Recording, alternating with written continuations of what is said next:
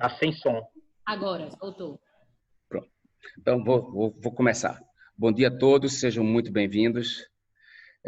Sou Boris Berestin, para quem não me conhece, e em 2017, junto com Antônio Jorge, Elane, Mariana e Marcos Rescovitch, fundamos a Escola F, com um dos propósitos reunir, provocar encontros, criar uma rede de empresários e profissionais das famílias empresárias.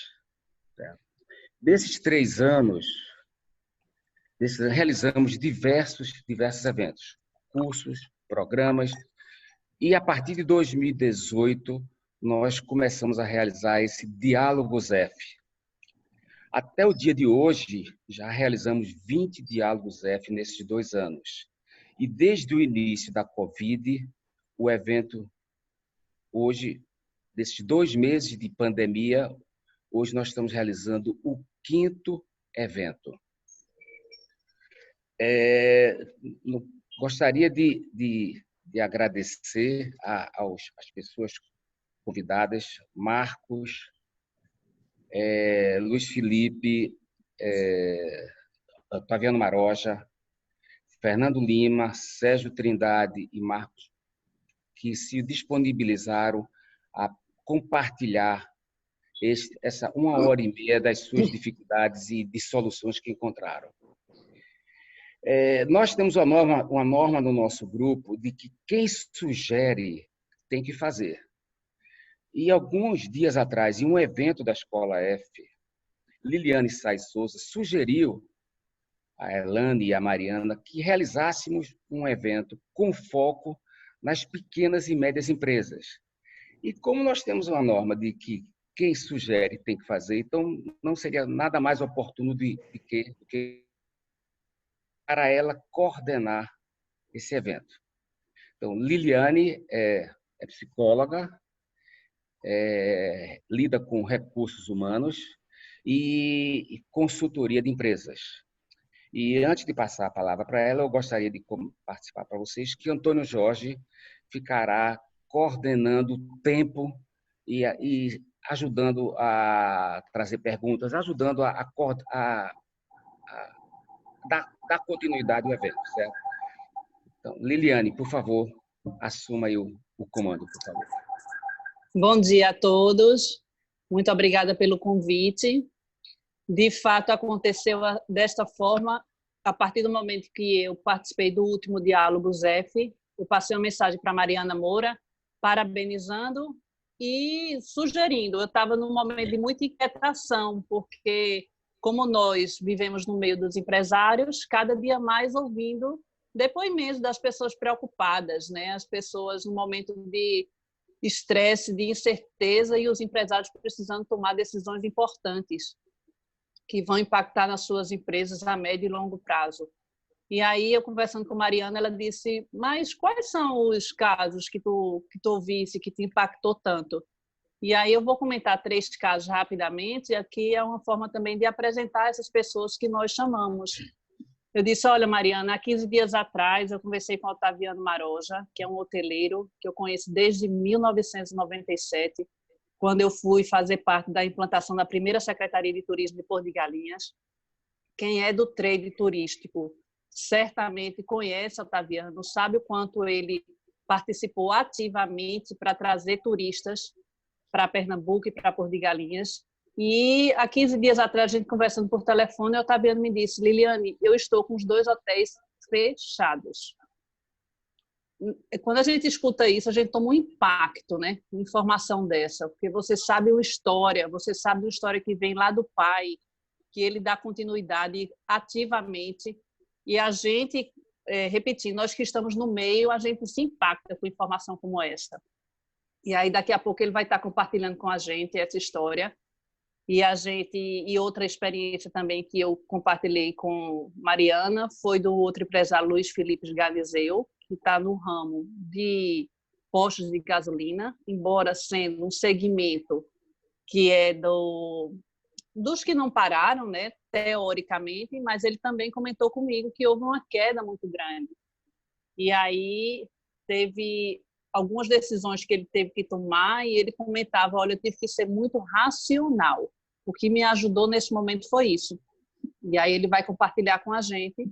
Também achei interessante que ele trouxe que fez alguns investimentos na área de pessoas e que esse ano está colhendo os frutos. Nem imaginava que ia entrar numa crise dessa, sem precedente, e que o investimento do ano passado refletiu nesse ano, sem ele ter a expectativa de colher esse retorno assim nesse momento tão difícil. E o outro empresário que nós vamos conversar é Marcos Kellner, que já está há 40 anos aí, também empresa familiar, já passou por muitas crises e de um dia para o outro, tendo suas lojas no aeroporto, viu que a malha de voos teve uma queda de 93%, ou seja, um saguão deserto e 2 lojas para funcionar. Isso é bem impactante. Ele compartilhou comigo que teve que tomar decisões, antecipar decisões importantes e também num momento muito desafiador, inclusive com o encerramento de algumas atividades.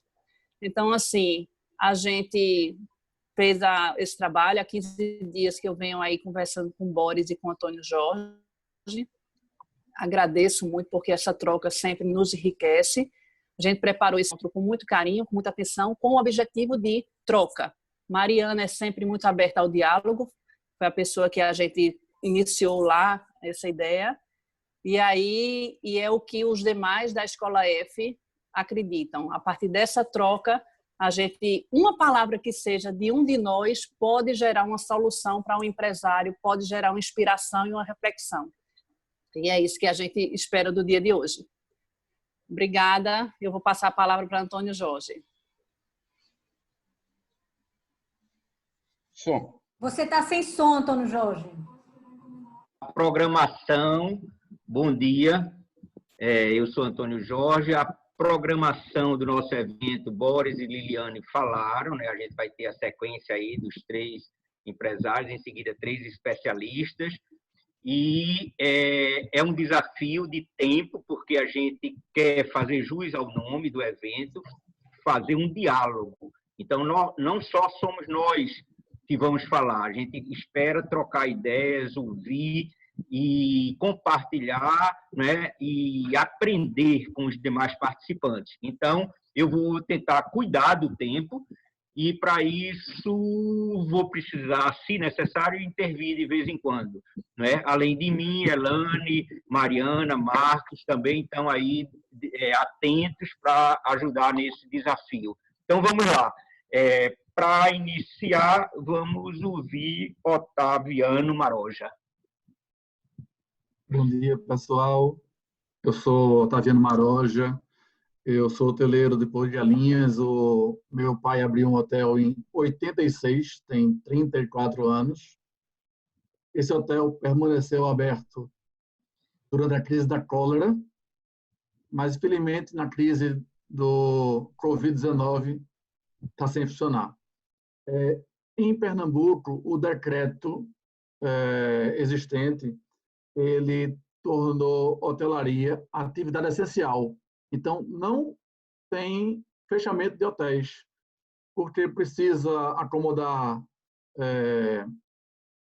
trabalho em saúde, também tem companhias aéreas e por aí vai, mas hotéis de lazer como os meus, que trabalham com lazer, férias da família, sol e mar, difícil. Em Porto de Galinhas trabalham 30 mil pessoas, né, em turismo, que foi uma atividade que começou rapidamente a sofrer uma crise e pode ser uma das últimas a sair, visto que quem vai passear de férias com a família num tempo desse, né? Muito difícil. Em Porto de Galinhas trabalham 30 mil pessoas. Essas 30 mil pessoas estão sem trabalho hoje em dia. Não tem o que fazer. Hoteleiro, restauranteiro, pousadeiro, jangadeiro, burgueiro, sem serviço. Desde o final de março. 15 de março, a ocupação estava em 80%, 16,70%, 17,60%, em 25% estava zerado já. Então, 20 hotéis, 200 pousadas, 100 restaurantes vazios. Sem nada. Então, eu tinha 600 funcionários, tive demitido no final de março 100 pessoas, no final de abril 200 pessoas, metade da equipe eu demiti, infelizmente, que custam muito caro essas pessoas, né? Faz treinamento com elas há muito tempo, feito com 10 anos de empresa, 15 anos de empresa, foi muito difícil. Quero todas de volta quando retomamos o movimento. A MP ajudaram um pouco nas demissões. Mesmo assim, não deu para segurar todo mundo. E quando vai haver uma retomada do turismo? Alguns hotéis achavam que era em maio, outros que era em junho. Agora, já em julho, setembro, ninguém sabe, na realidade. Eu demiti as pessoas do chão de fábrica. Tem hoteleiro de Porto de Galinhas que demitiu a gestão, a gerência, a diretoria. Tem que dar certo. Demitir que tipo de... o salário mais alto ou mais barato? A nossa escolha foi o chão de fábrica. Quando vai voltar? Como vai voltar? A gente acredita no momento que vai começar o retorno por um público regional, que vai vir de João Pessoa, de Recife, de Maceió, aos poucos, para depois as famílias entrarem no avião, fazer voos curtos, de umas 2 horas. E o internacional, só ano que vem. De 20% a 30% do público de Porto de Galinhas é estrangeiro. Esse só ano que vem. Argentino, tal, português, só ano que vem. A retomada. Se vamos ter uma retomada a passos lentos, quanto custa uma empresa fechada? E abrir do tipo da empresa. Então, se a gente abrir em julho, será que vai ter público? Hoje tem quase nenhuma reserva. Talvez, quando a curva começar a descer, comece a surgir reserva. Hoje está muito fraco. Muito, muito ruim. Então, a gente não sabe o que vai acontecer. É tudo incógnita. Tenho 30 anos de trabalho nesse ramo e nunca passei por nada parecido.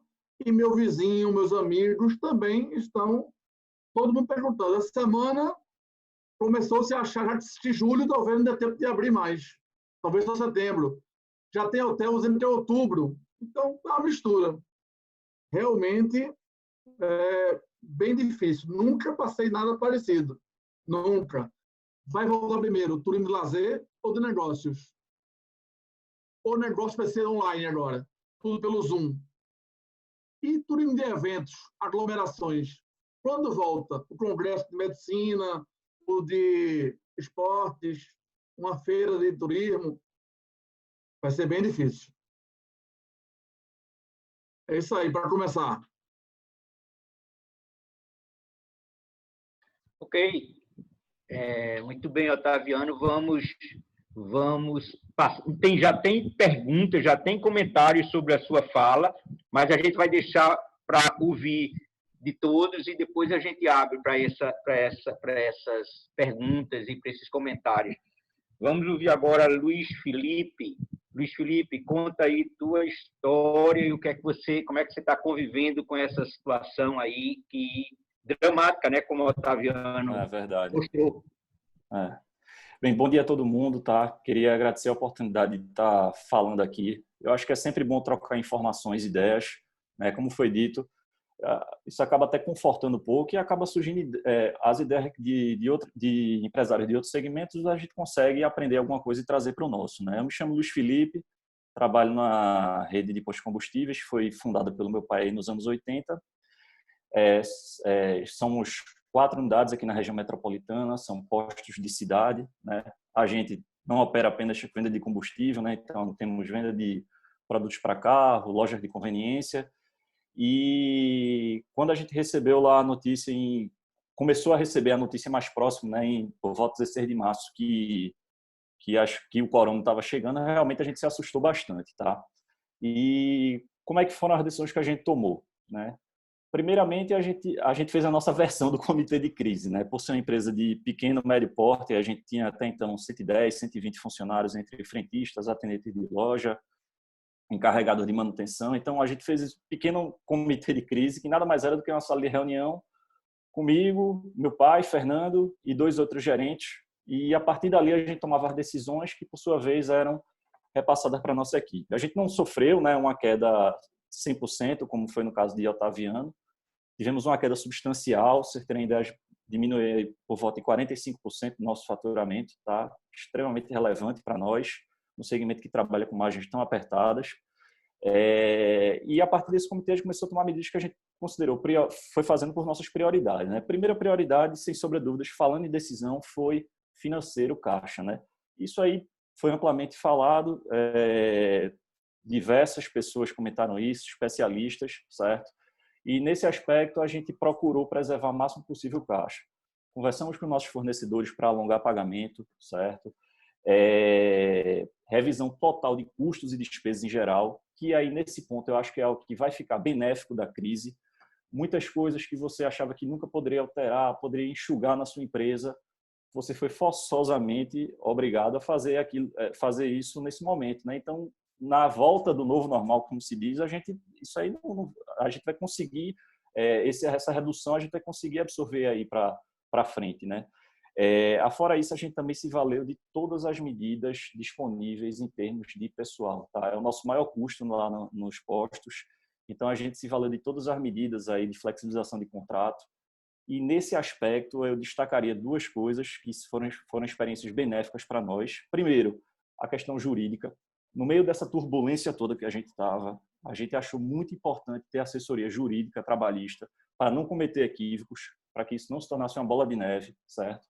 Então, cada passo que a gente ia fazer era sempre pautado por uma consulta. E também, como Liliane falou, a questão do desenvolvimento de liderança, os investimentos que a gente fez no passado, brotaram agora sem sombra de dúvidas, certo? Eu fico até receoso de pensar em como seria ser atingido por uma crise dessa, certo? Em outro momento. Então, a gente tem investido em líderes que fossem capazes de ter um senso de responsabilidade, senso de urgência, recrutar e selecionar bem as pessoas que trabalham com esses líderes. Foi muito importante para que as decisões dessa nossa versão de comitê de crise pudessem chegar até a ponta e pudessem ser devidamente executadas, tá? Então, essas duas experiências para a gente foi algo que a gente achou muito benéfico. E, por fim, falando somente dessa parte de financeira, né, de preservação de caixa, uma decisão que também tomamos foi para efeito de reforço de caixa. Então, na primeira oportunidade que nós tivemos de crédito barato, certo? E aí a gente conseguiu isso junto a banco público, né? A gente também tomou empréstimos para pudesse reforçar. Afinal, é a eterna dúvida. Ninguém sabe quando vai voltar, como vai voltar. No nosso segmento, por exemplo, como é que vão ser as vontades do consumidor? O consumidor vai trabalhar mais em casa, vai andar mais de aplicativo, por transporte de aplicativo. Isso impacta como? Então, para que a gente pudesse ter a tranquilidade de poder trabalhar, poder pensar, a gente achou isso importante, né? E fizemos esse reforço de caixa. Isso é um breve resumo do que a gente fez na parte financeira, né? Que foi a nossa prioridade. E a partir desse momento, depois que a gente tomou essas decisões, a gente começou a ver que a gente precisava contra-atacar esses problemas que estavam havendo, a gente precisava reagir, certo? E foi quando a gente começou a tentar pensar diferente, e começamos a mudar, por exemplo, o mix de produtos que a gente comercializa, o que era algo inimaginável até antes de março, né, desse ano. Então, venda de produtos de álcool em gel, álcool líquido, máscara, produtos focados para a higiene do consumidor no veículo dele, são coisas que a gente está correndo atrás, está implementando, porque a gente sabe que é aí que existe a necessidade do nosso consumidor e seria o nosso contra-ataque, né, diante desse momento, né? Fora isso, a tomada também de medidas de preservação de saúde dos nossos funcionários também foi algo que foi feito, né? As próprias conveniências também colocar na plataforma de iFood e demais aplicativos de venda, que também era algo muito distante, algo que se comentava, mas nós fomos forçados a virar essa chave de imediato, tá? E novas formas de meio de pagamento por QR Code. Então, são mudanças que a gente viu que eram importantes, que a gente precisava fazer para poder correr atrás dessa problemas que a gente estava tendo, tá? Então, isso aí foi basicamente as decisões que a gente tomou, o que a gente viu diante desses problemas e foram as experiências que a gente teve que, graças a Deus, até agora tem surtido efeitos positivos e estamos conseguindo aí passar por esse momento, né? Na expectativa de melhora cada vez mais rápida aí da nossa economia, né? É isso. Ok, Luiz Felipe, obrigado. pelo seu depoimento. Vamos ouvir agora Marcos Kellner, né, que lidera aí a rede de lojas, né, da marca Gatos de Rua e tem sua história para nos contar aí nesse momento. Bom dia a todos. É um prazer estar participando desse grupo. Nós somos empresários há mais de 40 anos, né, oriundos de filhos de imigrantes da Ucrânia e de Portugal. E juntos, eu e meu irmão Beto, já realmente implementamos em várias linhas de negócios. Atualmente, a gente vem desenvolvendo um trabalho há 16 anos chamado Gatos de Rua, que é um trabalho socioambiental, um trabalho que dá oportunidade de emprego a muita gente. Chegamos a ter mais de 600 pessoas trabalhando com a gente em cooperativas e realmente fomos pegos de surpresa, né, com o coronavírus. Por mais que a gente visse os noticiários, mas a gente não entendia, por mais experiência que nós tivéssemos e por tantas crises que já enfrentamos no decorrer de tantos anos no Brasil, né, de tantos altos e baixos e tantas incertezas econômicas, mas o corona realmente veio de uma forma muito forte e tivemos que ter realmente muita avidez e rapidez nas nossas decisões. E no primeiro momento, no dia 18 de março, em torno de 16 a gente começou a pensar e 18 a gente começou a ver que precisávamos fechar todas as unidades, aeroportos e lojas de Porto de Galinha. E pensamos no primeiro momento já dar férias a o pessoal, todo efetivo direto do grupo. Realmente montamos um comitê com 4 ou 5 membros que fazem a gestão mais direta conosco para realmente tomarmos essas atitudes e termos tempo com as férias do pessoal de pensar e sentir o momento, o que é que de mais a gente deveria realmente providenciar. No interim, realmente a gente se preocupou em segurar realmente as nossas obrigações, os nossos ativos, né? E fizemos contato com bancos que a gente tinha linha de crédito, fizemos contato com todos os fornecedores que a gente vinha.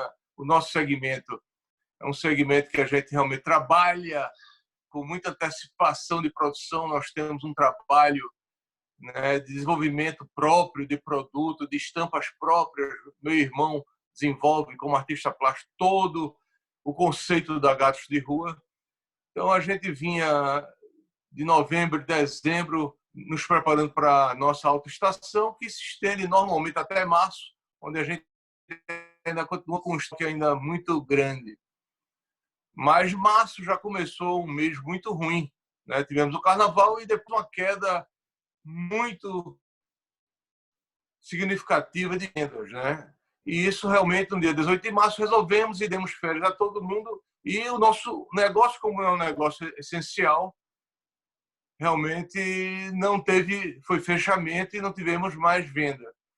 Até a própria loja virtual, a princípio, nós fechamos e resolvemos, na semana seguinte, voltar a ativá-la e ver que, de forma mais viável e mais enxuta, a gente poderia retomar, né? Porque tem todo o setor de logística, toda a questão do faturamento que você realmente tem que integrar para poder acontecer, né? Então, foram atitudes que a gente tinha que pensar rapidamente e vimos que as coisas realmente não se resolviam, a crise não se resolvia. No Brasil se estendeu muito, a questão está se estendendo muito e nós tivemos realmente que optar por demitir todo mundo. Optamos por demissão de toda a equipe de funcionários diretos, paramos toda a cooperativa de funcionar e só estamos funcionando parcialmente com a nossa loja virtual. Uma coisa muito difícil para a gente. Realmente, com 60 dias de funcionamento, muito difícil de realmente apagar tantos problemas num momento tão rápido, né? Mas, como a gente sempre fez a vida toda como empresário, esse é o grande...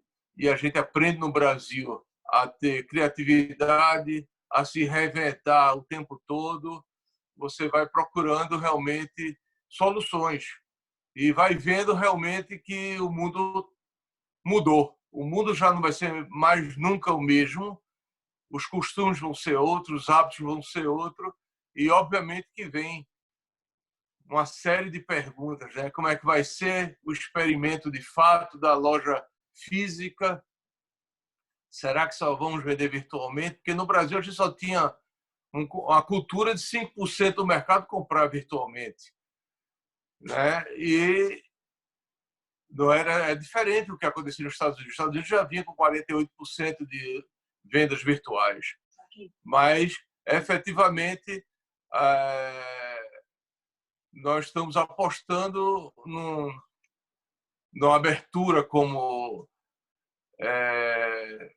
foi dito, em torno de outubro, novembro. Acho que antes do que isso, Porto e Galinha não volta.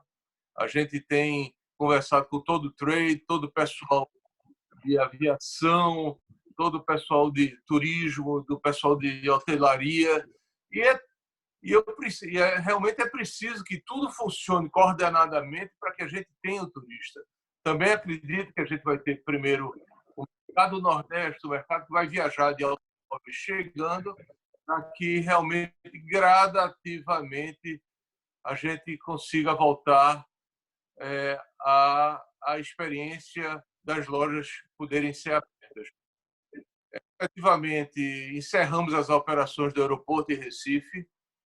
Não vemos como, com tantas mudanças que ocorreram com relação à bagagem, os aeroshoppings foram realmente altamente prejudicados, com o tempo de permanência no mall foi mínimo, e a gente já vinha sentindo isso nos últimos 2 anos, que realmente a cultura do usuário do avião realmente tinha mudado, as pessoas já faziam check-in, não vinham direto para o embarque.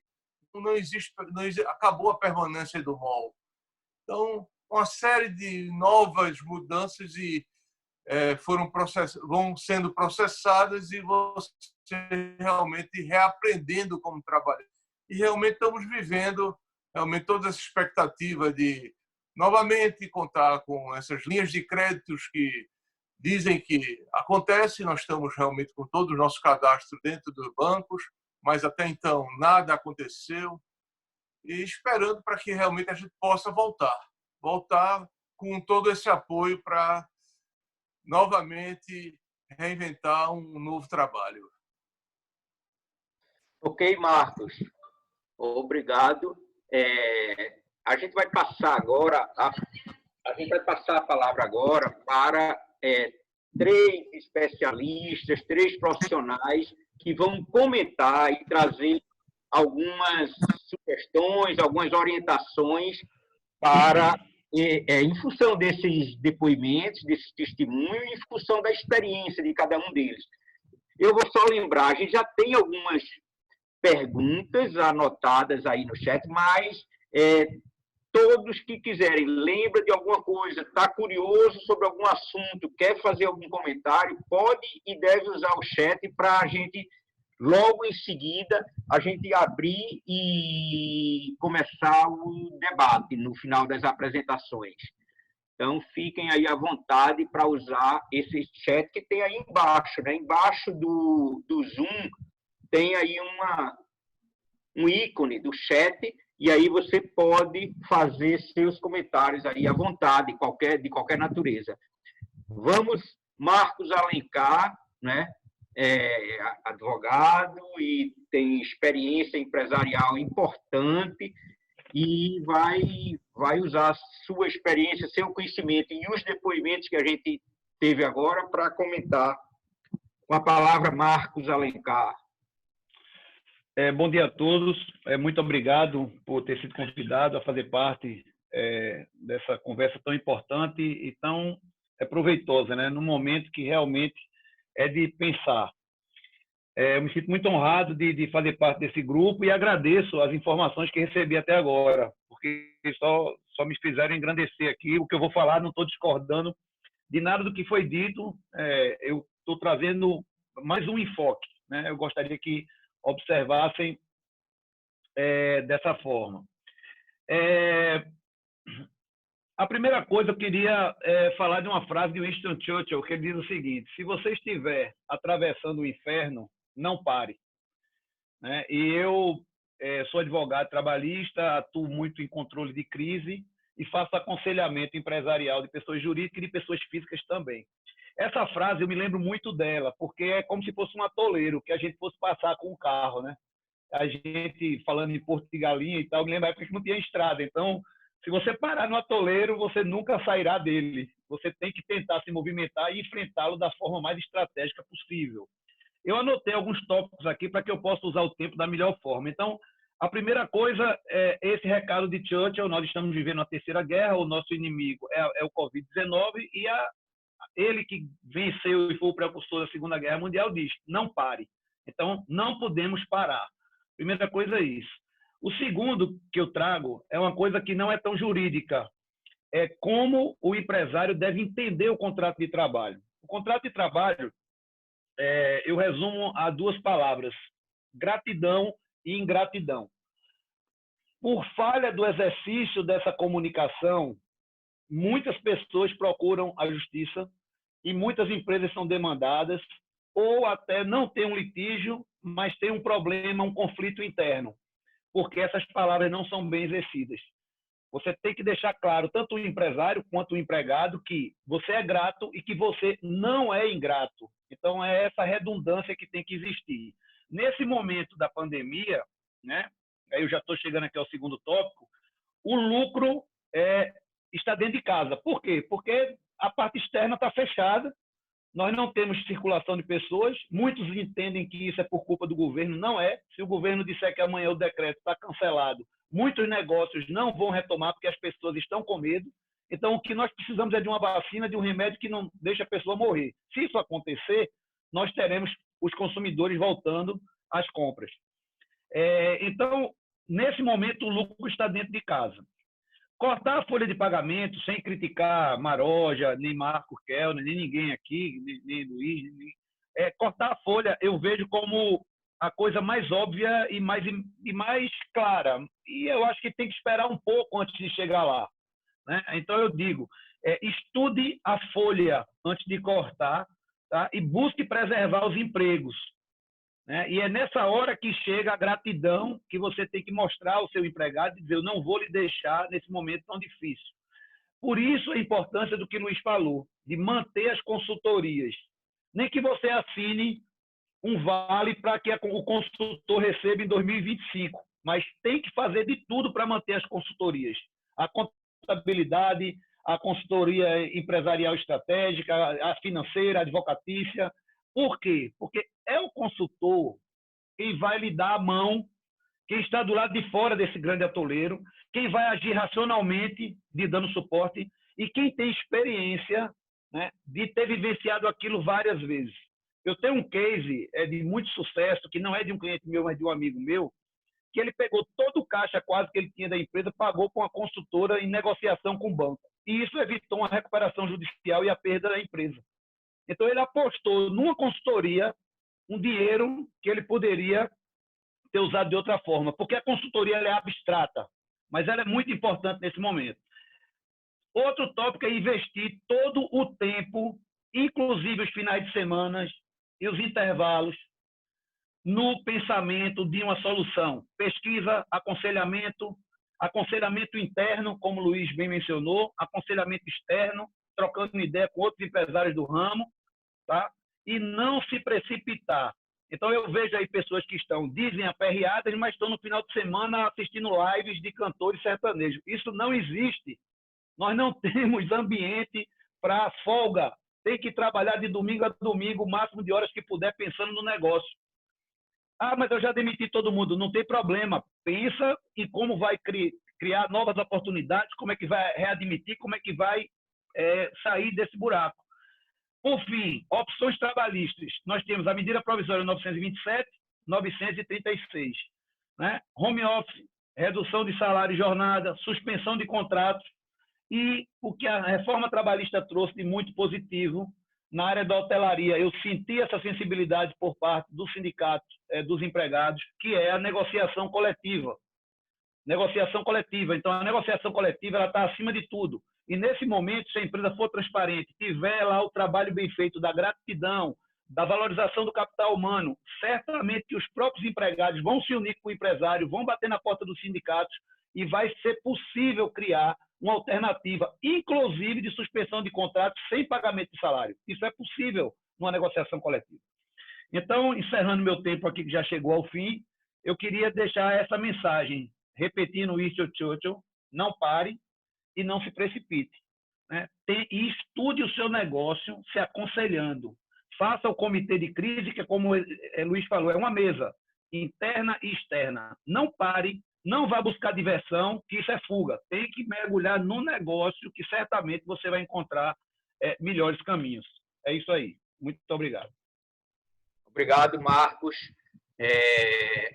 Vamos complementar agora ouvindo a fala de Fernando Lima, que é um profissional da área de comunicação, especialista em inteligência de marcas e que tem se dedicado bastante nesse momento, não só nesse momento, mas especialmente nesse momento, ao comportamento do consumidor diante dessa situação toda que estamos vivendo e que está por chegar também, né? Fernando Lima, cadê ele? Está aí. Fernando Lima, vamos lá. Está sem som, Fernando. Bem-vindo. Desculpe, a gente fica com o microfone desligado e depois esquece. Bom dia a todas e a todos. Queria agradecer o convite e dizer da importância de estar ouvindo as experiências. Eu trabalho ouvindo pessoas e esse é um momento de ouvir e entender muitos dos dramas e muitos dos sacrifícios e muitos dos desejos de se reinventar para que o futuro seja aí positivo para todo mundo. Queria começar dizendo que a gente está vivendo um momento muito importante de atentar para o planejamento, né? Muitas das nossas empresas, muitos dos nossos negócios foram por muito tempo pouco planejados. E definitivamente a gente vai sair com um grande aprendizado disso tudo, que é pensando o futuro, né? Fazer planejamento é necessariamente, primordialmente, pensar o futuro. Eu tô percebendo que, e isso é natural e necessário, que está todo mundo tentando encontrar saídas para o momento, né? Para sobreviver, e se a gente não sobrevive, não tem futuro, né? O meu negócio ele não pensa exatamente somente no agora, porque enquanto vocês estão falando de empresa, eu olho para a marca. O meu negócio é olhar para as marcas, né? E aí, marca é algo que se constrói para o futuro. Marca não é algo que se constrói somente para o presente. O que eu tenho entendido também é que, finalmente, definitivamente, as pessoas estão, sim, preocupadas com o seu negócio, de um lado, mas também com a sua marca, né? As atitudes de agora vão se refletir no futuro. E isso tem feito com que as pessoas passem a ouvir mais tanto os especialistas quanto os próprios consumidores, os próprios clientes.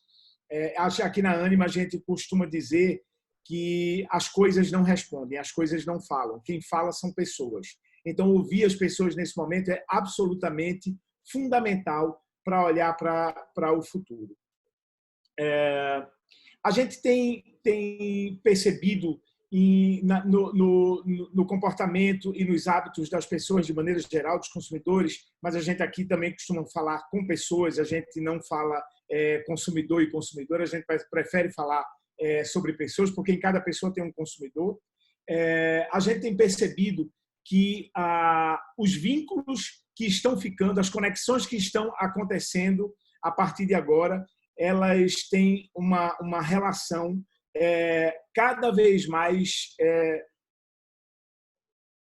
emocional, a partir do apoio que as marcas e que as empresas estão oferecendo a essas pessoas, né? E unicamente dessa maneira. Não vale a pena falar da marca institucional, não vale a pena publicizar a marca, né? As pessoas estão do lado, ou elas querem estar ao lado de quem está apoiando as pessoas. E, por outro lado, de outro lado, e muito importante, elas estão muito atentas quais são os benefícios que essas empresas, essas marcas, seus produtos e serviços podem prestar a essas pessoas. Então, atentem muito, muito para os benefícios, né? O que é que eu posso entregar de benefício? Se, de um lado, como eu posso apoiar as pessoas, né? Em vez de vender a minha marca, em vez de publicizar a minha marca, em vez de dizer que eu sou bacana, né? Em vez de dizer que eu sou legal, como eu posso apoiar essas pessoas. E, do outro lado, quais são os benefícios que eu posso entregar, os benefícios primários, né? E no futuro, aí sim, a gente volta a falar do que comumente as pessoas chamam de perfumaria, não é? Esse é um momento de muita racionalidade, inclusive para pensar em como se conectar emocionalmente com as pessoas. Eu queria abrir dessa maneira, não queria me estender muito e deixar aberto aqui para falar com vocês e responder aos questionamentos, mas finalizar dizendo que não olhem só para a empresa, porque o que fica para o futuro são as marcas. E cada vez mais, e principalmente depois de uma crise, as pessoas vão ter vínculo com as marcas e não necessariamente com as empresas. Muito obrigado. Obrigado, Fernando. Vamos agora ouvir Sérgio Trindade. Sérgio é um profissional da área de finanças, uma grande experiência e também, nesse momento, está vivendo uma situação muito interessante, né? E exigente de atendimento, além da sua própria empresa, atendimento a uma série de clientes que estão passando por esse drama que todos nós estamos convivendo, né? Então, Sérgio, o que é que a gente faz aí na tua visão? Como é que tu vê do ponto de vista financeiro, de controladoria, essa situação toda, e o que é que a gente pode fazer para sair dessa? Bom dia a todos. Obrigado, Antônio Jorge. Obrigado, Boris. Obrigado, Elane, pelo convite. Começar a falar rapidamente. Na verdade, eu me lembrei de Lidiane, que falou aí, se você tiver uma palavrinha que sirva para ajudar alguém, que a gente está aqui para servir, né? Eu trouxe um arsenal aqui, vou tentar colocar esse arsenal em 5 minutos. Tá? Vamos lá. A primeira coisa que se fala muito, vou passar muito rapidamente, é a liquidez de curto prazo. O empresário, no geral, mais de centenas que a gente já atendeu em mais de 10 anos, pequenos e médios, ele é pouco afim ele faz pouco planejamento, né? E esse planejamento, cuida do caixa. A gente sugere, objetivamente, faz um planejamento de fluxo de caixa até o final do ano, a princípio. Desenha o pior cenário de receita. Eu tenho receita mínima ou eu não tenho receita, né? Separa custos fixos e custos variáveis, né? E vai acompanhando isso. O empresário, na nossa experiência, ele não faz planejamento. Ele cuida do caixa do dia de hoje, do saldo de caixa. Eu preciso planejar e acompanhar isso. Outra, só para fechar essa parte aí do caixa, para a gente, coisa também no planejamento ainda. Separa gasto fixo de gasto variável, acompanha. Sim, aí tem 4 pontos rapidamente para olhar. Tem 35% do PIB são tributos. Então, muito provavelmente, né, chama o contador e analisa para ver se tem créditos tributários. Né? Créditos tributários são dinheiro na mesa, são tributos retidos não compensados, né? São situações que agora o governo pode prorrogar. Acredito que a maioria já tem o do PIS e COFINS, a prorrogação do Simples. Agora, tem que prorrogar, planejar nesse fluxo de caixa e ver o impacto mais lá na frente. Tá? Banco tem que fazer leilão, tem que olhar as linhas. O governo já lançou uma a 3,5 para financiar a folha, né? Acho que pode procurar quem é do Simples Nacional a 3,5. E eu diria o seguinte: existe uma estratégia em finanças chamada orçamento base zero, né? que a Ambev faz, né, algumas grandes empresas faz, e isso é muito simples e eu acho que é um momento propício. O que é o orçamento base zero? Que tem tudo a ver com o momento agora. Tenta fazer esse planejamento partindo que a empresa começasse hoje. Muito provavelmente, e a experiência nossa diz, quando você faz um orçamento base zero, você vai identificar custos e despesas não necessárias e que você pode reduzir. Com base nisso, você ganha resultado, né? Você vai ganhar lucratividade e vai ganhar fluxo de caixa. Tá? Orçamento base zero, lá vai. Outra, pergunta para o contador, né? Isso aí é um pouquinho na retomada da crise, né? Mas um momento agora também. O balancete, o contador geralmente ele é uma figura terceirizada, né? O balancete está atualizado, exija-o mensalmente. Os números da contabilidade não refletem a realidade na grande maioria das empresas, né? Aí, e o que é que você tem que fazer? Coloca o contador na gestão, né? Eu estou falando para a sobrevivência. Outro ponto, as empresas, tem uma pesquisa do JP Morgan, que é um banco de investimento, um dos maiores do mundo, 600 mil empresas no mundo, pequenas no mundo, tá? Inclusive o Brasil, elas só têm, em média, 27 dias de caixa, né? A regra é, o que eu sugiro? Mantém mais um caixa. A partir do momento que você faz um planejamento e controle, você vai ter mais clareza na decisão e vai tender a passar por crises com maior tranquilidade. Eu diria o seguinte, e comece quando? Comece agora. Né? Essa palavra-chave, balancete, né? O contador atualizado e ajustar esse balancete, porque sem medo de errar, a grande maioria dos balancetes, além de eles não trazerem a realidade, eles precisam de ajuste. E só para fechar aqui, né, o que é que o grande consultor Falcone fala, que é um dos maiores do Brasil, a consultoria Falcone? O que é gestão? Eu tenho gestão. Se você só tem gestão, o que é que ele diz que gestão? Gestão é planejar e bater metas. Você precisa bater metas. O que é que tem também a ver, você precisa estar, só fechando aqui, o olhar da governança. O que é governança que tem a ver com planejamento financeiro? Alguns pilares da governança são transparência. Eu preciso ter relatórios financeiros adequados. Né? Que tipo de relatórios? São 3. Balanço patrimonial, a DRE e o fluxo de caixa. E esses 3 são integrados e se falam. Tá? E a prestação de conta. A transparência são os números transparentes, refletindo a realidade. O que é que a gente diz? O empresário, geralmente, ele não olha muito para isso. E ele passa a olhar quando aperta o calo. Né? No momento desse de pandemia, eu sugiro bastante, né, fazer esse planejamento financeiro e esse acompanhamento. Tá? Tão importante quanto planejar é acompanhar. E só para fechar alguma frase de impacto, é o seguinte, que pegando o gancho lá que Marcos Alencar, teve uma live lá de Benchmark, que é o fundador da XP, ele disse, você está empurrando o carro, seu carro está parado.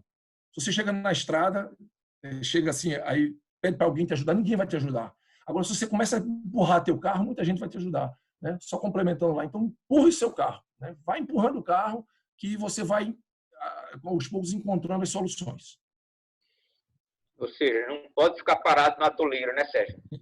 Como já foi dito. E só complementando assim, o que é que eu vejo muito, até para cliente, solução para cliente, é um insight, é o ócio criativo. Às vezes você está tomando café, tem a solução para o cliente, anota. Né? E só para fechar mais um, só esqueci de uma, Antônio Jorge, só mais uma. Quando apura o lucro, os empresários eles não apuram o lucro corretamente. Essa é a nossa experiência de centenas de empresas.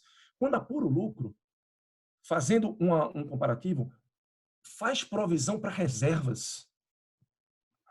Essa não vai ser a última crise. O lucro deu R$100, sendo bem prático.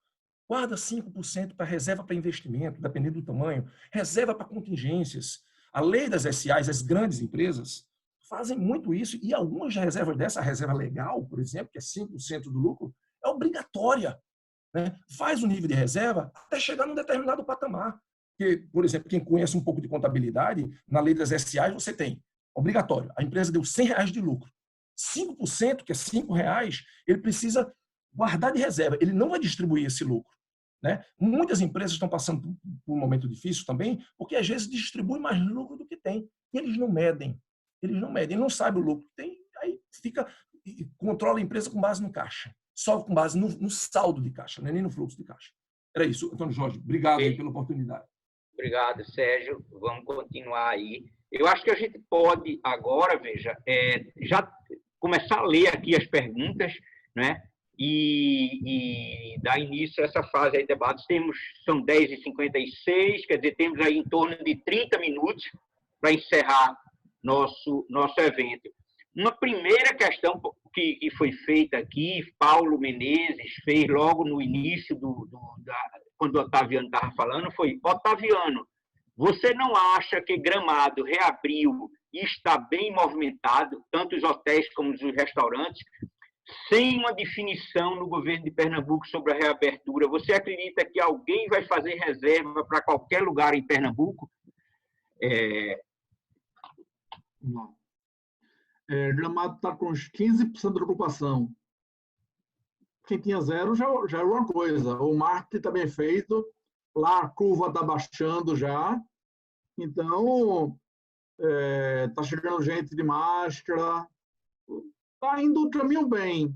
Não é fácil. É mais marketing do que realidade.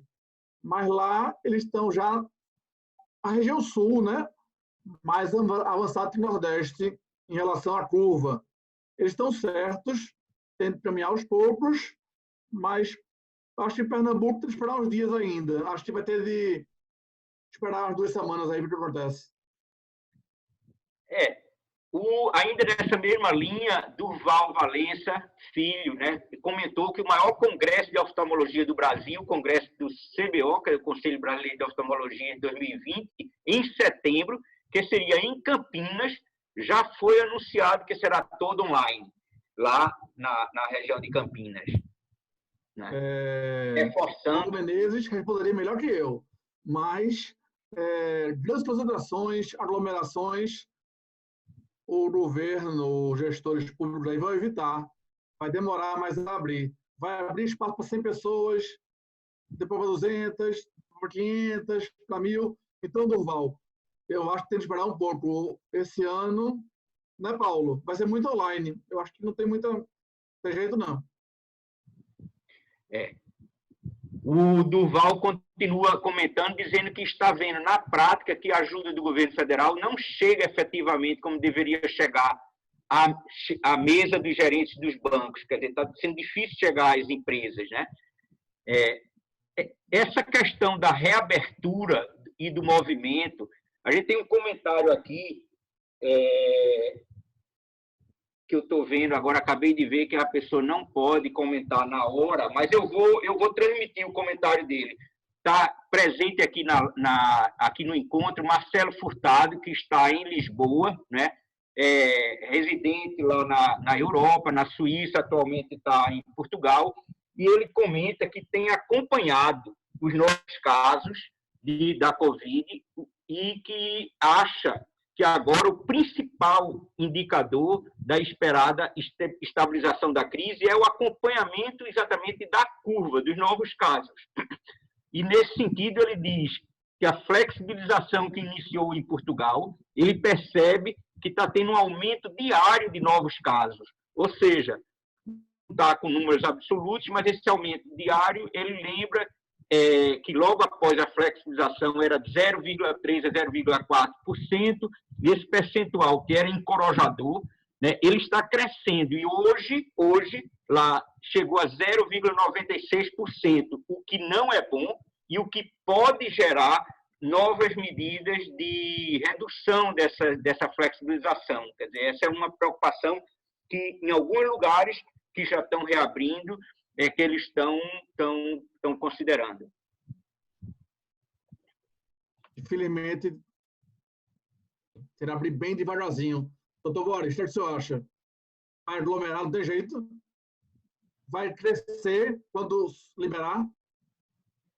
Então, já que você me provocou, vou tirar meu chapéu de sócio da Escola F e vou falar também como empresário, como presidente de uma empresa, né? Não nego a vocês, né, que os primeiros 10 dias da Covid foram de muita depressão, de muita angústia. Falou muito essa palavra incerteza, né? Mas depois eu vi que tinha que, né, não adiantava pedir socorro, né? Eu tinha que ir atrás de socorro, né? Não ficar com o carro parado, né? Ir atrás.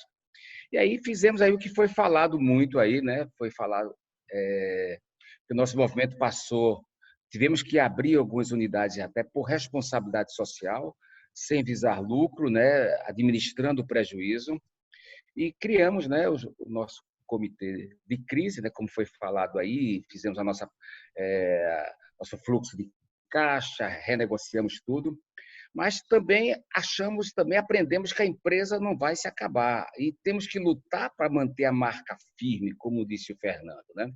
Então, nós estamos trabalhando com responsabilidade com relação aos nossos clientes, com relação aos nossos colaboradores e com relação à família também e à empresa.